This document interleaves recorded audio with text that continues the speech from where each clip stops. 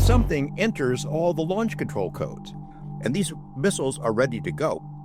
And the Russians can't stop them. They're panicking. This is World War III about to happen. We got permission to talk to him. He comes forward. He has on the desk this little desktop-sized plasma weapon. I think you've probably seen a little clip of video. And he puts a razor blade on top of it, presses this button, this blue plastic-looking thing, and it burned a hole in it like instantly. Says, this is what we're working on. We call it the weapon of the aliens, and we're trying to demonstrate this and have full-scale weapon systems that we can use in the future. And who says UFO data has been incorporated into Russian beam weapon research. But he had told me he knew about UFOs from 1959 on. He'd been part of the Russian space program. He says, we had satellites up there, could see these things coming in and out. We know after you guys got satellites up there that you could see them too, meaning the Americans knew all about it. Unlike the Russians, he says, who have a passive collection system getting information about UFOs, the Americans had devoted specific resources, satellites, radar systems, and other sensors to specifically collect information about UFOs, figuring we have to know a great deal, and we're pretending that we did not. A lot of the things that happened in Russia were similar to what happened here. In 1947, Roswell happens. Well, of course, Roswell is the only atomic bomb wing in the world, and of course, Russians had spies all over the place out there. So when something crashes outside of Roswell and it gets in the press, it's a spaceship or it's a weather balloon. They had agents on the ground, and Joseph Stalin, the dictator of Russia, assigned this to a couple of his people, find out what the heck went on there, what crashed outside of Roswell. The guy he picked to head that job was a guy named Korolev, who was the father of the Russian space program. He'd built rockets. He was the guy who helped them get ahead of the U.S. in space. And Stalin calls him in, tells Korolev, hey, I need you to find out what's going on over there.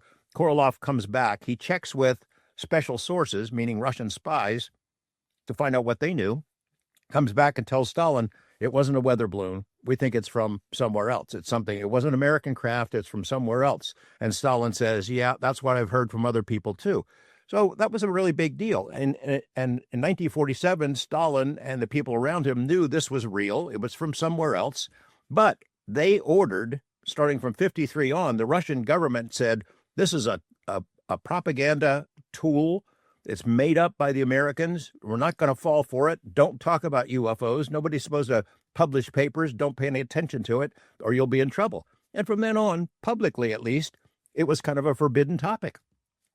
But behind the scenes, they had these scientists who were assigned to work on it, and they would give briefings to Russian officials, the military, Ministry of Defense, KGB, assuming, and tell them what they were working on and how much they knew. One of those guys was named Yuri Fomin. He was like the father of Russian ufology. He actually did prison time because he spoke about UFOs in public, even though he was still working behind the scenes, briefing the Russian government about what was going on.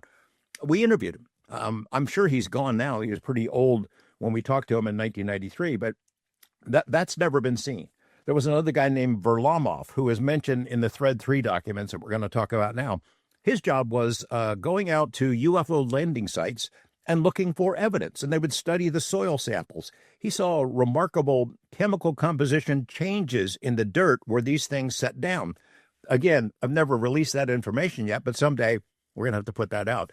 It's amazing how many Russians had really been taking this seriously for a long time, outside of the government and inside the government. And then we found Colonel Boris Sakalov, who was the mother lode. We get invited to his home, a very modest home. They were so gracious to us, he and his wife, serving us all this food. I know it had to cost him like a month's salary or something, whatever his pension was, and opened up. And it's not like he's selling out his country or something or violating state secrets. That was sort of the atmosphere then. It was free for Russians to talk, and he could talk about things that had happened way in the past. He was the head of the Ministry of Defense's study of UFOs, which I suspect was the largest investigation of UFOs in history, world history. The order came out, I think in 1977, there was an incident at a Russian missile facility called Petrozavodsk. And the government explained it as some kind of a rocket that blew up, but it wasn't. Because of that incident, this very dramatic and well-known incident, they started this secret study. 1978, it kicks off. It lasts for 10 full years. The order goes out to every unit in the vast Soviet military empire. Everyone, you see a UFO, a strange ball of light, an odd craft in the sky, something that seems to be related to UFOs or space mysteries. Every incident has to be investigated. Every witness has to give a statement. Any physical evidence, any photos or film, it all goes to one place, and that place was Colonel Boris Sakalov's desk. Thousands and thousands and thousands of reports came in. He got to see them all. Some of them would go to KGB first and then on to him. So who knows what kind of really good cases that KGB kept to itself. But it all went to Sakalov, and he told us about what had happened. And some of the most dramatic incidents are related to these documents we just made public. One being an incident at an ICBM base that was in Ukraine in 1982. Sakalov gets ordered, hey, get over here, take your investigators with you. Something really big just happened.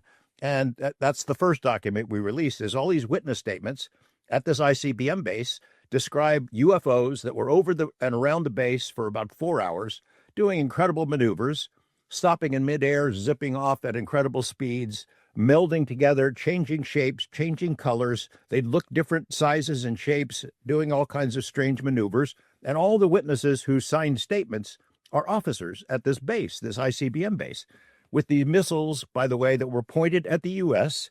that could reach New York City and obliterate it in 25 minutes after they launched. And they said these UFOs were zipping around. We all saw them all over the place for a period of like 4 hours. At the end of that 4-hour period, the launch control system inside this base lights up, a self-illumination, and the Russians are going, what the hell is going on here? And then suddenly something enters all the launch control codes. This is not an EMP incident that just kind of makes it go haywire. It enters these codes, and it's very specific codes that are in the document, the first one we released, and these missiles are ready to go, and the Russians can't stop them. They're panicking. This is World War III about to happen. And suddenly the UFOs that had been over the base go away. The system goes back to normal. They all breathe a sigh of relief. Sakalov and his team come in the next day, take the whole thing apart. Can't figure out why it happened. But they came away, as the colonel told us, his impression was the UFOs caused it, and they were sending some kind of a message, something along the lines of, these may be your most powerful weapons, but we can mess with them all we want. The message was received. He also told us about 40 different incidents. I think I shared this with Congress. 40 incidents where Russians, the standing order was, go after them. You see UFOs, go get them, shoot them down. 40 times they go after them. They never shot down one. The UFOs would always zip away. But in 3 of those cases, the Russian pilots lost control and crashed. And 2 of those pilots died. So after that, the order went out, leave them alone. Just leave them alone because they may have formidable powers of retaliation, something along those lines. So it was. So I know this one because I was researching, everything you did in Russia. It was General Igor Maltsev himself, who was the former head of the Soviet air defense. I think that's the guy that is quoted as saying they have incredible capacities for retaliation. UFOs do. Right.